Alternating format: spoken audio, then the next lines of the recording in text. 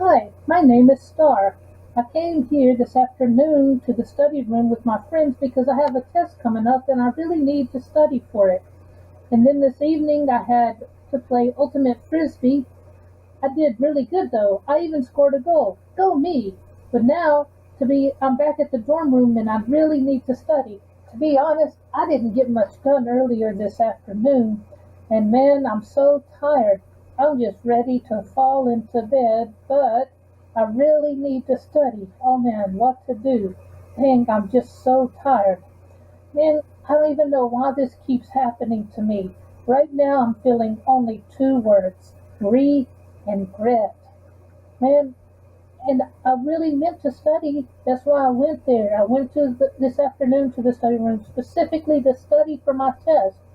I mean, like, oh my gosh, why does this keep happening to me? I really want to do good, but somehow my time just kind of loses it all. Here I am to save the day. I'm here to tell you about a technique called the Pomodora technique. This technique lets you study or work on a project or whatever you have to do. You can do it more efficiently so that you get more done in less time. This technique has three easy steps. The first is to remove all the distractions, and then you work really, really hard focusing for a set period of time, and then you reward yourself for that hard work. What's good about this technique is it really is that easy to follow, and that each step is just as important as each other step. So the step to reward yourself is just as important as the step to work hard for that set period of time. And in my book, when a reward is always a good thing, right? So you turn off the cell phone, block the YouTube, block the email, you know what's distracting you, right? And then you want to go to a location where you can focus and really focus in on what you're needing to do at that time.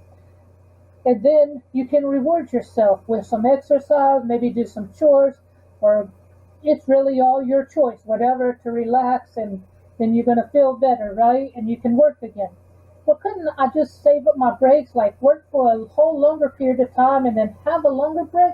Well, that doesn't work very well, and I'll tell you why. Because our brain, we can only focus, sustained focus, for about 20 to 25 minutes. After that time, the focus, it really, really drops off. So whatever you're trying to study after about that time, pretty soon you're just kind of staring at the book or whatever, and it's unproductive time. So you might say it's even wasted time, right? And therefore our focus and diffuse modes are the ways of how our brain works.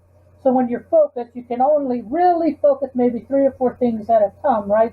Three or four concepts. So you're focusing on that really hard. But then you also have the diffuse mode of your brain. Now that's going to take place when you go out for a walk or you play in basketball. And that diffuse mode is where what you've been focusing on real hard, now it's starting to make different connections in the brain to stuff you would have learned before. And that's where you get those creative insights for projects. Also, it's going to improve for your long-term memory, the stuff you're learning. So then after 3 sessions, though, take a longer break, maybe 20 to 30 minutes. Do you know anything that could help me not get distracted while I work? Sometimes I sit down to study, I don't know, then an email pops up or something and I check it. Then the next thing you know, I look up an hour and a half is gone and I didn't do anything. Yes, here are some ideas. You're going to want to use a timer. You could search for one on the internet or use Cool Timer. Just Google search Cool Timer, or you could just buy a kitchen timer from the store, right? Also, you might need some kind of software if you have a problem getting on Facebook, getting on Twitter. Personally, I use Cold Turkey. It lets me either shut down the whole internet and have a white list of sites I need, or I could just block the sites that are giving me problems like Facebook or Twitter. To learn more techniques to make learning more efficient, please see the free class on Coursera.org. It's called Learning How to Learn.